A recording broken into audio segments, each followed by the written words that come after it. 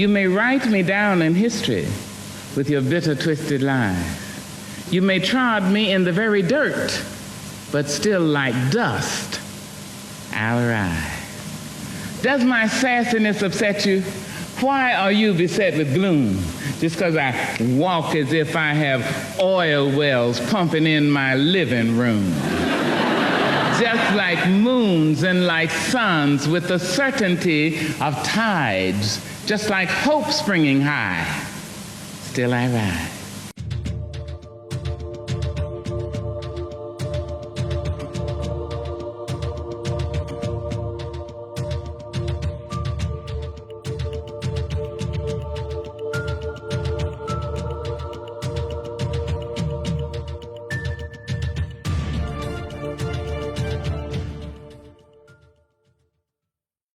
Juneteenth will be a paid holiday for Greensboro City employees next year. The Greensboro City Council unanimously approved the paid holiday. Juneteenth is the oldest known commemoration of the end of slavery in the United States. It celebrates when enslaved people in Texas found out that they were free in 1865. That's actually 2.5 years after President Lincoln's Emancipation Proclamation. Juneteenth is something that we discuss in a historical form, but as far as the recognizing of liberty, the recognizing of the African American experience, that's an everyday thing, not just focusing on that one particular event, but understanding that it's a spirit, that it's a culture, that it's what we are.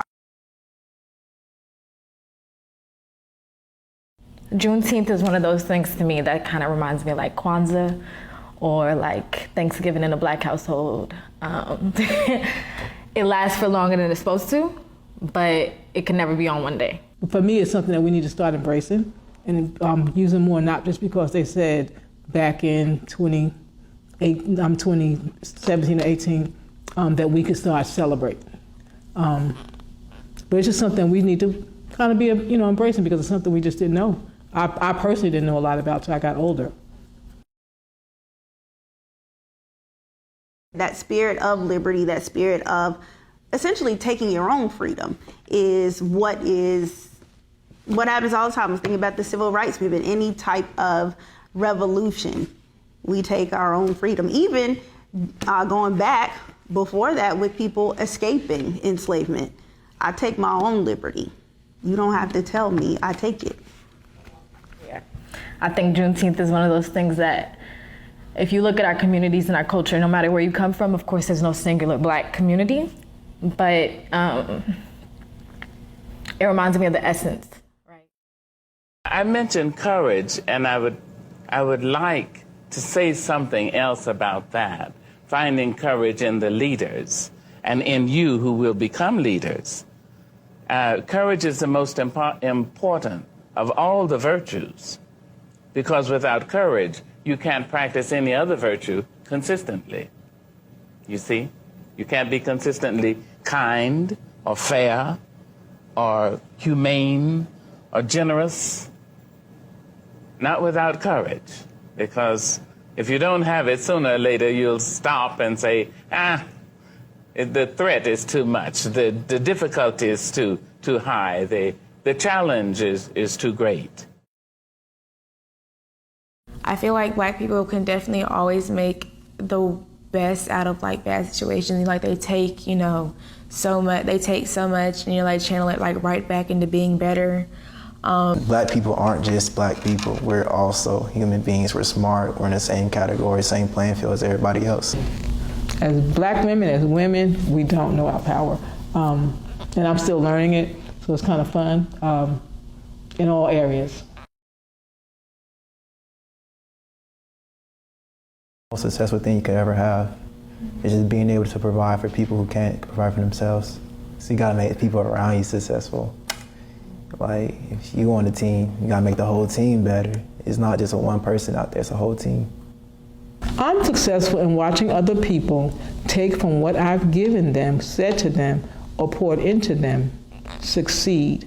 I'm successful in watching that in classrooms full of children, Sunday school children that come back and say, hey, I remember, yeah, hey. There's an African-American song, 19th century, which is so great. It says, when it looked like the sun wasn't gonna shine anymore, God put a rainbow in the clouds. Imagine. And I've had so many rainbows in my clouds. I had a lot of clouds, but I have had so many rainbows. And one of the things I do when I step up on a stage, when I stand up to translate, when I go to teach my classes, when I go to direct a movie, I bring everyone who has ever been kind to me with me. Black, white, Asian, Spanish-speaking, Native American, gay, straight, everybody. I say, come with me. I'm going on the stage. Come with me, I need you now. Long dead, you see? So I don't ever feel I have no help. I've had rainbows in my clouds. And the thing to do, it seems to me, is to prepare yourself so that you can be a rainbow in somebody else's cloud. Somebody who may not look like you, may not call God the same name you call God, if they call God at all. You see? And may not eat the same dishes prepared the way you do, may not dance your dances or speak your language, but be a blessing to somebody. But my community has always been full of teachers, and now I'm an educator. So, my fourth grade teacher, we was moving back and forth. We was real homeless at that time too, and that was the first time when I was 9 years old that I became, I recognized myself as suicidal. And every day I would come to school and she would really she knew, you know? And as a 9-year-old, you don't be knowing that the certain things that people are doing to you and you're affirming yourself could really take you out, but you think that's what has to happen. And Miss Tim Tong, she was definitely a teacher that made me become the teacher I am today. And then Mr. Arrington in 8th grade. I'm so happy. Mr. Arrington in 8th grade, every day. It was a lot of, I guess what the people on Twitter would call sex work now, going on in 8th grade. So, and my parents didn't really know anything at that time either. They were struggling with bills, and I never wanted to ask for money for anything. And I didn't want to ask my sister either, who was nearby, but not necessarily knowing. Mr. Arrington would help me use my body in ways that wasn't hurting me. And I was on the step team. And I would stay after school instead of going home, so I didn't have to do a lot of stuff. And then Dudley High School came. And those are my favorite people in the world.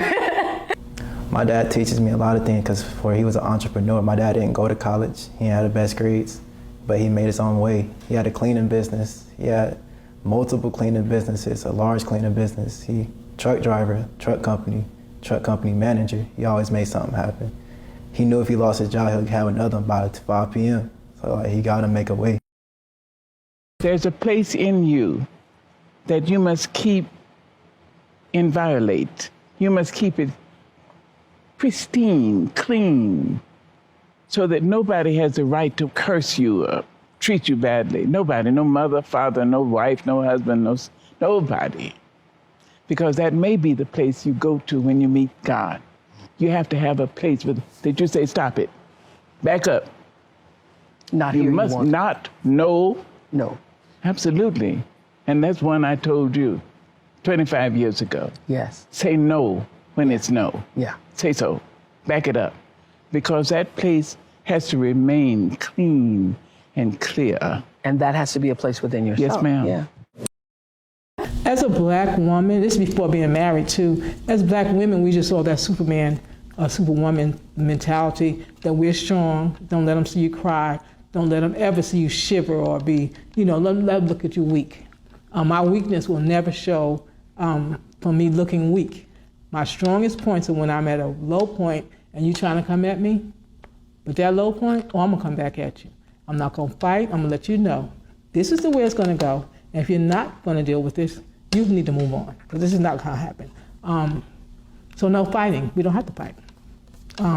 I feel like especially in certain communities that it's so unspoken about, like it's like a forbidden conversations, to talk about things like depression and anxiety, like going to therapy and like seeking help. So I wish that, going through my high school that I had that opportunity, come out and say, I'm going through this and I'm struggling. Like, I feel like there were so many times when, I was physically showing or like emotionally showing that, I was mentally, mentally out of all over the place. But there were so many times when I couldn't, I was just afraid to say, I'm going through this or this is what's happening, directly. So there were definitely times when, I was on the verge of, giving up.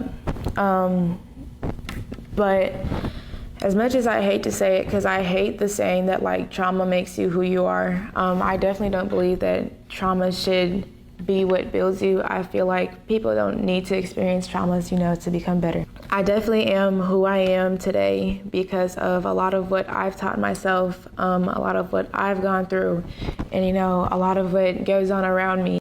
I believe that self-love is very important. If you read my work, I'm always talking about loving oneself. I never trust anybody who tells me he or she loves me if the person doesn't love herself or himself. There's an African saying which is, be careful when a naked person offers you a shirt. I mean, if he had something, he'd cover himself first, right? So I like to look at self-love.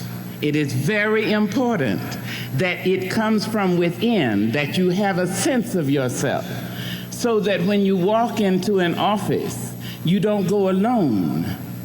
Bring your people with you. Bring everybody who has loved you with you. Say, Grandma, come on, let's go. Great-grandpa, you've been dead all this time. Come on, let's go. I have to go in here and have an interview. Come on, Auntie. Come on, my friends. Come, let's go. And when you walk in, people don't know what it is about you. They can't take their eyes off you. You may not be cute in the given sense. You may not be fashion model size in that particular sense. You may not be any of those things, but they can't take their eyes off you. And they say of you, in this incredible way, which I don't understand, they say, I don't know, but she has charisma. What you have is all those people around you. So think of that. Anytime you have anything to do, bring everybody with you that you can remember who has loved you. How I grew up allowed me to see the best in everyone. It gave me a foundation of optimism that allows me to see beauty when others may not see it. And I think people are also really afraid to open up and be able to recognize, not everyone out there is, against you. There's some people out there who are willing to help you, willing to do anything they can to make you feel like you're safe, make you feel like you're, in a good place. No, so that said, from the moment my grandma passed away and I had to be about 3 years old, I felt like everything was a failure after that. I felt like everything everybody tried to do, every hug, every kiss, every moment was simply a downfall. But then she started coming to me in my dreams and I would keep watching The Wiz. And I realized that this movie I would watch every day, my whole life, it was nothing more than me dancing to these scenes and knowing all these words and believing in myself and knowing I had a home in myself and in the people around me.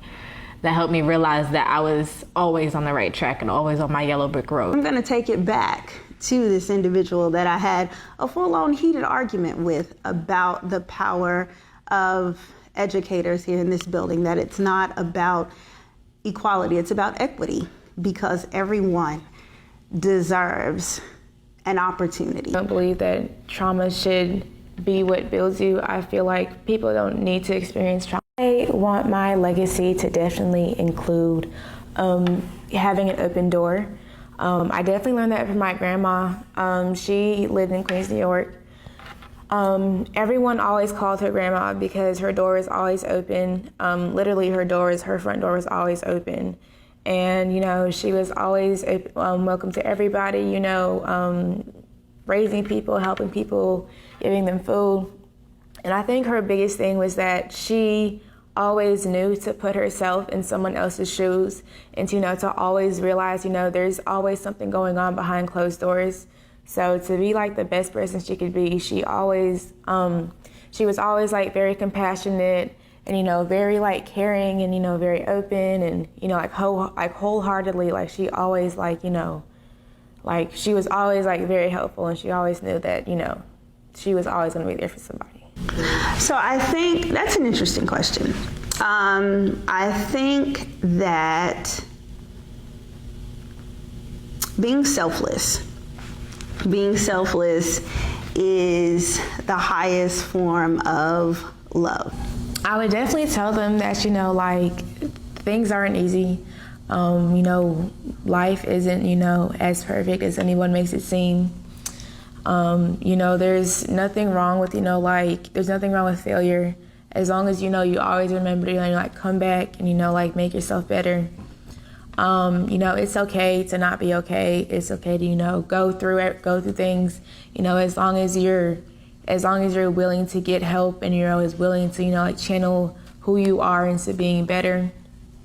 I would definitely say that it is important to always take care of yourself. Make sure that you're in a good mind state before, you know, ever putting yourself in like a stressful situation.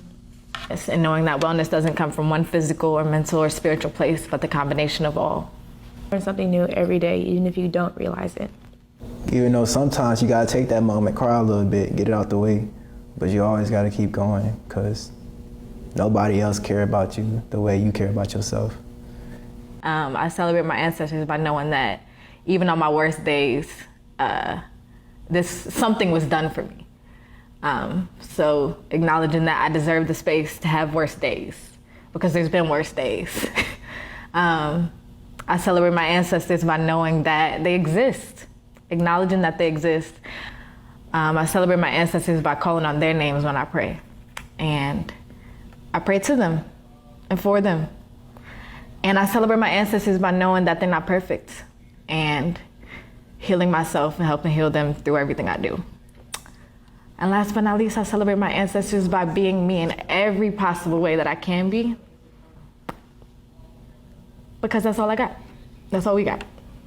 And you don't have to work so hard that you're exhausted, but embrace what you're doing, enjoy that, and every teacher is not in the classroom. You can learn, you know, on the street, you can learn at church, you can learn at school, you can learn at your job. My advice is don't think that you have time. You never have enough time. You always gotta start way before it ever begins. Your time is already clicking as soon as you're born. You don't have time. Time is not on your side. You gotta get it done as soon as possible. Whatever it is that I experience, be it painful, I can learn from it. Learning from that pain then turns into empathy, which then allows me to feel the pain of other people. And then I'll know what to do to help alleviate that for them. So I fully embrace the opportunity to extend grace. I embrace the opportunity to give people a second chance, a third chance, or however many chance is needed, because that's something that God offers us every single day. It's not deserved. It's not something that we earn. It's something that He grants us.